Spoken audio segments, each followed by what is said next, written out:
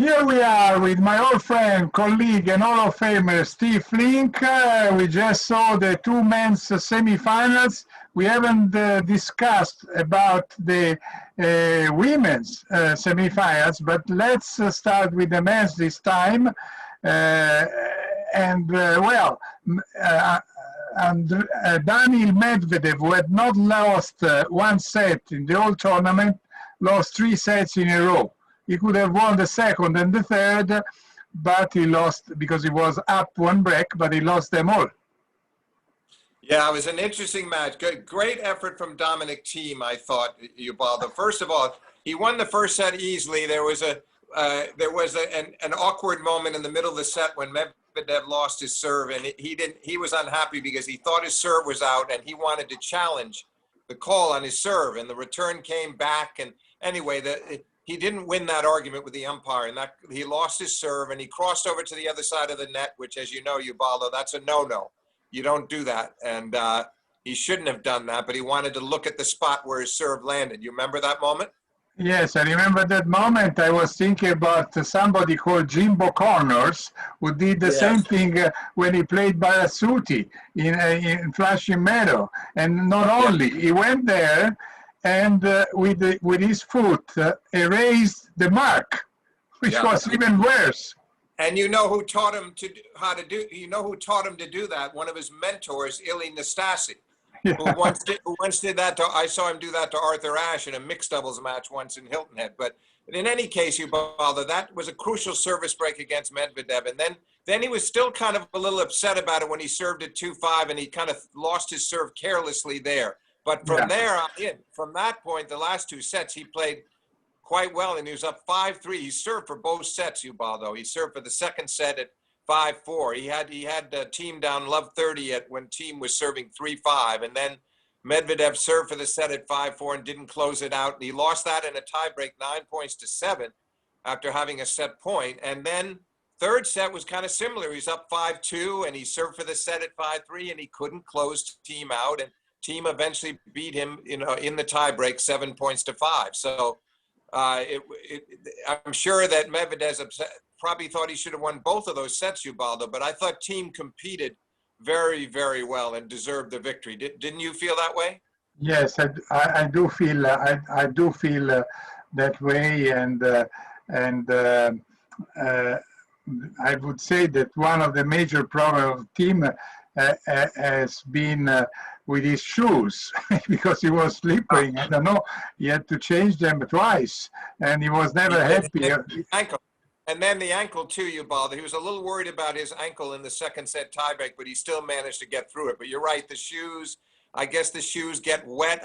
Everybody's having a problem with perspiration in this tournament. A lot of players. And it's not always that hot. It hasn't been the kind of hot weather that you and I have grown accustomed to at Flushing Meadows. The weather, by and large, has been cooler this year. Would be not a great spot for Lakehold, this year that they changed surface. Right, that's true.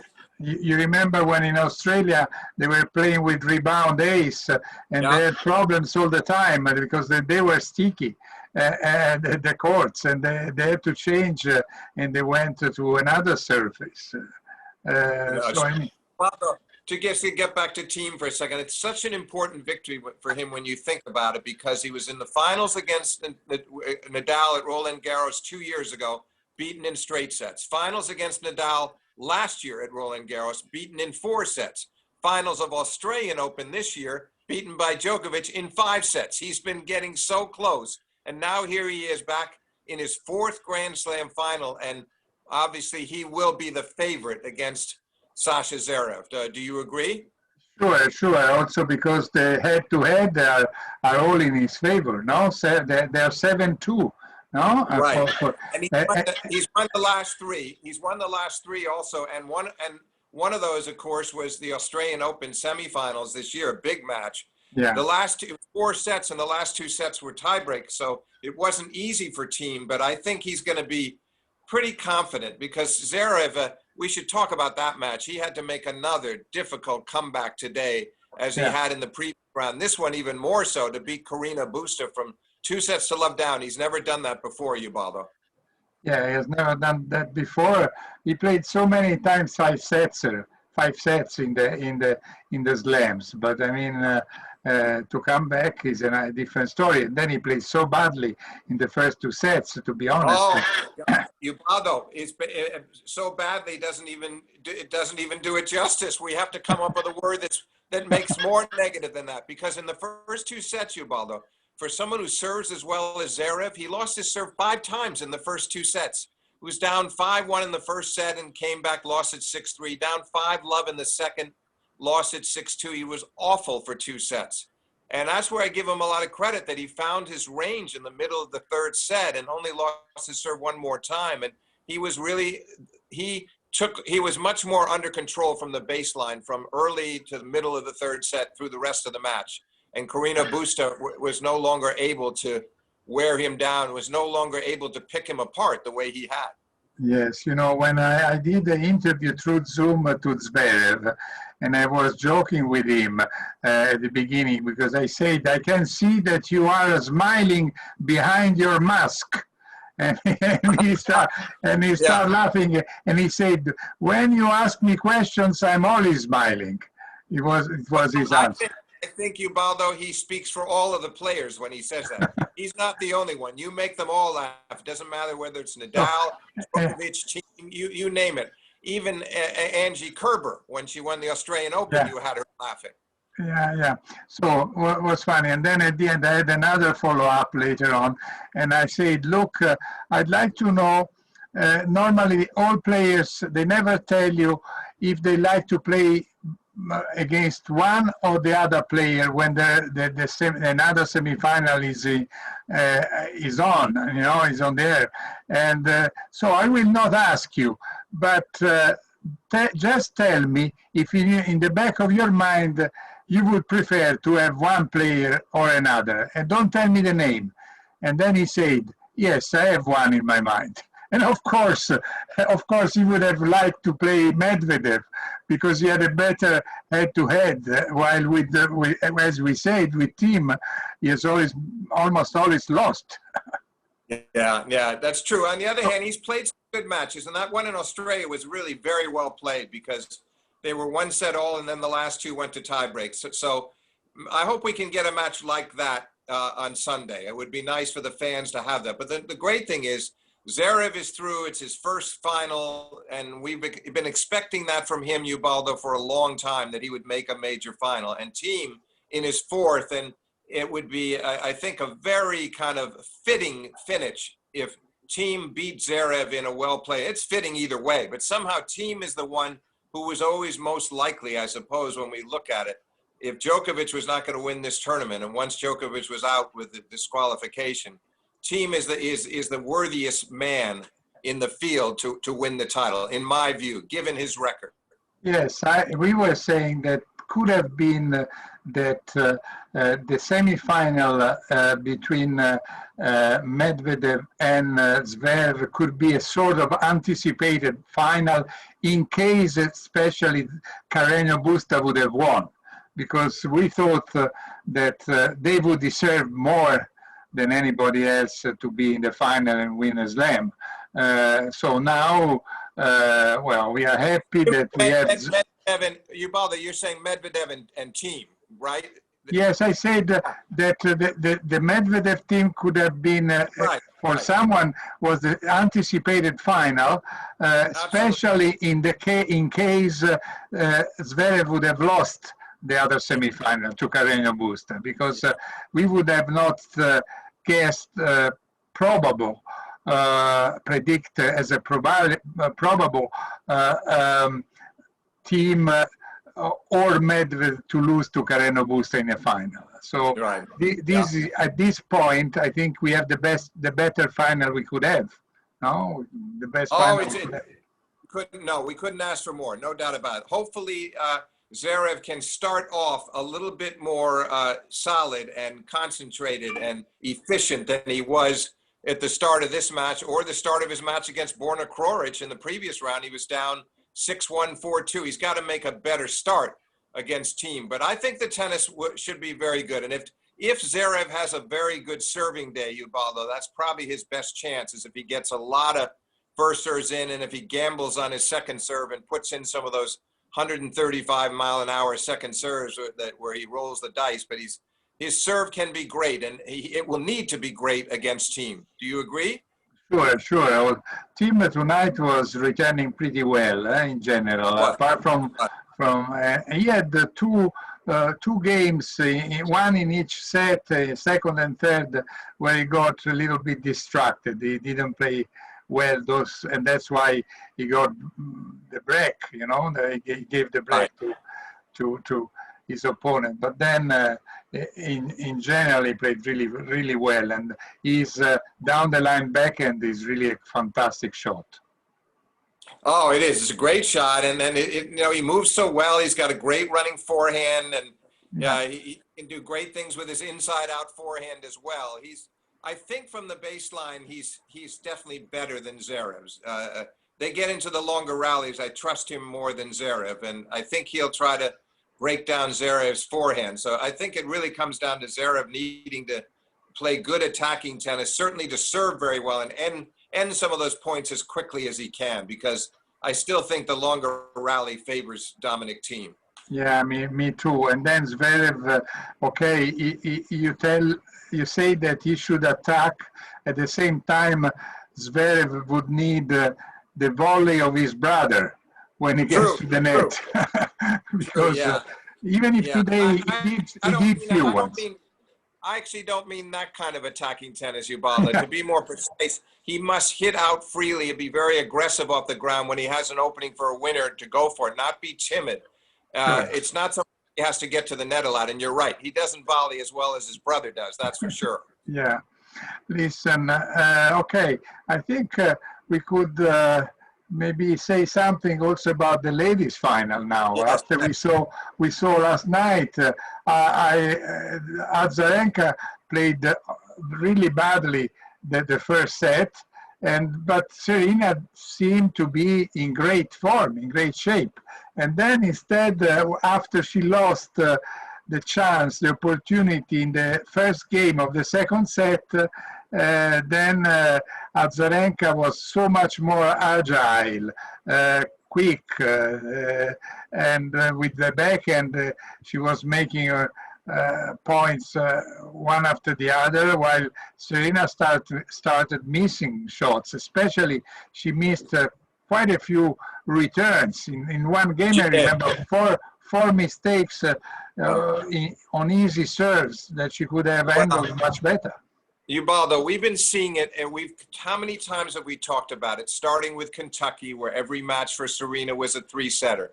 Then the Cincinnati and New York, the same thing. Then she won a couple of straight setters, but then every match, the last three, all of these matches she'd had leading up to the Azarenka match were a bunch of three-setters in a row. And once again, it happened. She's able to play one really good set, but she can't sustain it necessarily. And I thought Azarenka, the last two sets was remarkable, because the first set, Azarenka lost her serve 3 times. Then she never got broken again. She broke Serena. She broke Serena 3 times over the last 2 sets, and played really well, returned well, and moved well. But I don't think it's the same Serena. As great as she still is, we're not looking at the Serena Williams of 2015 or even 2016. I don't know whether we'll find out. She's going to go to the French Open, she says, so we'll see what she can do there. But it wasn't shocking to me that once Azarenka broke serve at 2-all in the second set and moved out in front in the second set, that she kept going. Didn't shock me, because that's been a pattern with Serena, don't you think? Yes, it is true. And I tell you, when last night I was waiting for her to come for the press interview, I was almost thinking that in a moment of frustration, she could have even decided, sorry, I quit tennis. Because, I mean, really, you know, after 4 slams, 4 finals lost without winning a set. Then it goes with Azarenka, that she had beaten 18 times out of 22. And and then she loses. Ubaldo, also, she'd never lost to Azarenka in a slam. tournament. Yeah, yeah. Correct. So all these things combined, I said, well, I wouldn't be that surprised if she would be so depressed. I'm happy she's still trying, because I Right, think right. I like to see still her fighting and competing. Don't forget, I mean, she was still able to reach a semifinal, which Oh is yeah, no, I don't. You're right, and it's that was still a great achievement, and to keep winning 3-set matches and battling back, it's impressive. And she's still playing really well. She looked in good shape. She looked fitter to me than she had in Australia this year. So yeah. I think there's a lot that she can be proud of. What I'm saying is, I just think where the age shows is maybe it reminds me a little bit of late in Martina Navratilovan's career or Chrissy Everett's career. You almost know too much. You're Yeah. so aware and you want it so badly, and maybe it's not as easy to close out matches as it once was. And I think Serena's going through that. I'm not saying I count her out for winning number 24. She could still do it. I just think it gets harder and harder because more and more players are at least in the match against her. They have a chance. And she's right in there with them too, but there's no certainty anymore. It's what makes it so much fun to watch, because she's still very compelling. Yeah, I do agree completely with you. And look, tell me something about the other match, because in Italy, because of the timetable, I woke up to watch in the middle of the night to watch Serena and Azarenka. But apart from the really end of Osaka and Brady, I didn't see much of that match. So why don't you tell our listeners what happened between Brady and Osaka? Well, Ubaldo, all I can say is if the final is half as good as what Brady and Osaka did, we're in for a treat. Because here was one of the best played women's semifinals at the Open that I think I've ever seen. Huh. I mean, first set, no service breaks at all. The level of play very high. Both players awfully good off the forehand side. Rallies of 8-10 strokes, forced errors, not unforced errors. They go to a tie break after no breaks, and it's 7-1 for Naomi. She played a great tie break. But then in the middle of the second set, Brady, who you would think might have been discouraged to lose a tiebreak to the player that won this tournament 2 years ago, and many think Osaka's been the favorite here all along. You'd think she'd get discouraged. She didn't. She broke Osaka with Naomi serving a 3-4 in the second set and won the set, served it out. So we go to the third, and that came down to just one break for Osaka. She nearly got another one later on, but she won it 6-3 in the third. But Ubaldo, the level that the tennis was just remarkably high from beginning to end. The quality of play. There was so little in it. And how many women's matches have you seen where there's one service break for each player? I think that said a lot about the standard, because they were protecting their serve so well. They both served 115, 117, the big first serves and good kick second serves, but it was also how they backed it up and how they didn't give each other any openings. I thought it was a terrific match, and Osaka will get a lot of confidence from that, just as Azarenka has confidence from beating Serena. I just think that maybe Osaka with a slight edge. I think that she's going to be returning serve better than Serena did off Azarenka's second serve. As you said, Serena started to miss a lot of returns. I think Osaka will make those returns. And also, I think that Azarenka might even have more difficulty with Osaka's serve than she did with Serena's. That's just my hunch going into the match. Well, since you have seen much more than me of that match, you have, as usual, described it perfectly. You have more reasons to give us your prediction. I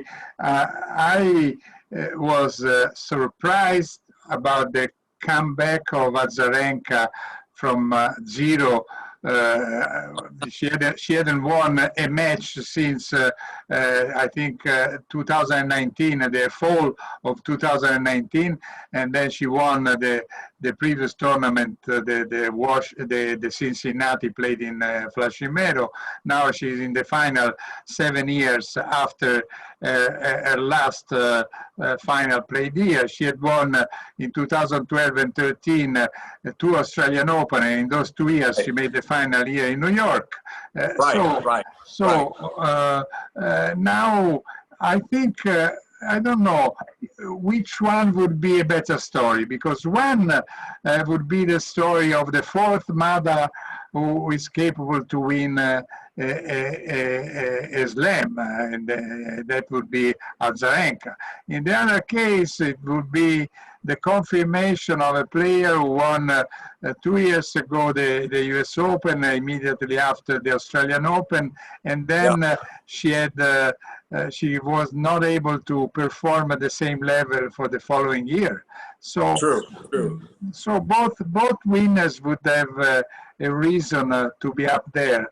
In a way, I tend to support the older one, but yeah, well, I understand that. And Ubaldo, don't get me wrong. I'm just saying I give Osaka slight edge. I'm not convinced. I think it'll be a very competitive match. Oh, yeah, and then, sorry, and I'm not saying that Zarenka is the favorite. I'm saying that personally, I think perhaps would be a better story if Azarenka would win, but then I'm not persuaded that she will win. As you said, she has a weak point, the second serve. Yes, While Osaka sometimes as the weak point can be the consistency.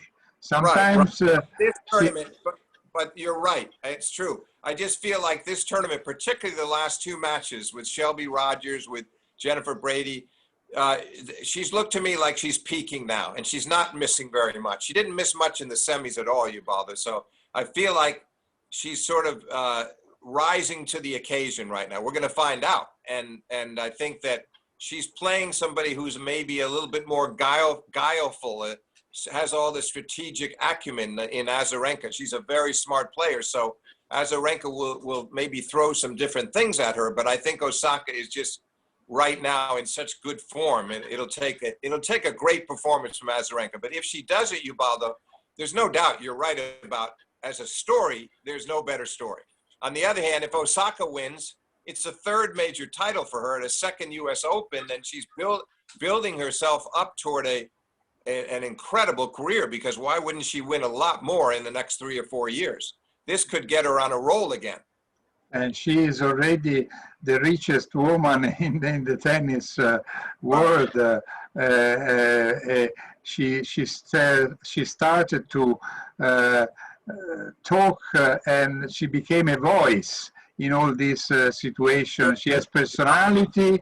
I don't know how much it comes completely from her inside, or also the management company is helping her, giving her a different mask every time Black Lives Matter.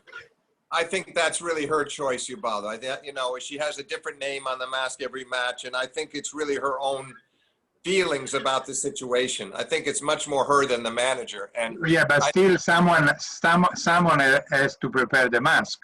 That's true, but at her request is what I'm saying. It's something she wanted to do. She's more comfortable now, Ubaldo, speaking out and being heard and being a celebrity, which is, I think, one of the reasons why she's played so well here, is that she now, she has that comfort that she didn't have in the period you were describing after she won the back-to-back majors at the 2018 US Open and then the Australian Open at the beginning of the next year. So it's great to see her playing with this kind of, playing within herself, but playing in a way that she doesn't, not much nerves. She had a little nervous bout when she served out the match against Brady. She had a lot of trouble with her toss that game, but it wasn't enough to stop her from holding serve. Do you think that Americans regret to have let her take the Japanese passport? Or? Yes. Let me speak for my country. We miss her. We want her back, but she made that choice. I wish she could be an American, but I really respect the decision that she made. Yeah, because father is Haitian, the mother is Japanese, Yeah. but it's quite funny in a way that when the Japanese colleagues of ours ask her questions, she answers in English. She doesn't want to speak Japanese because she's Right. not sure to speak fluently Japanese without being misunderstood. Right. Right. So True. yeah. True. Listen, as usual, Steve, I want to thank you a lot, so much for our usual, how can we say, deep conversation on tennis Right. matters. Yeah. And, Yeah. A lot of depth. You're right, but it was fun, and we had a lot of ground to cover tonight because it was important to go back to those women's semis as well as reviewing the men, and I'm glad we had the chance to do that, Ubaldo. And yeah, I look forward to being back with you tomorrow to discuss the women's final. okay. For that is granted. I'll call you tomorrow. I wish you the best. So goodbye. Arrivederci to my old friend, colleague, and Hall of Famer, Steve Flink. Ciao, ciao. Ciao, Ubaldo. Thank you.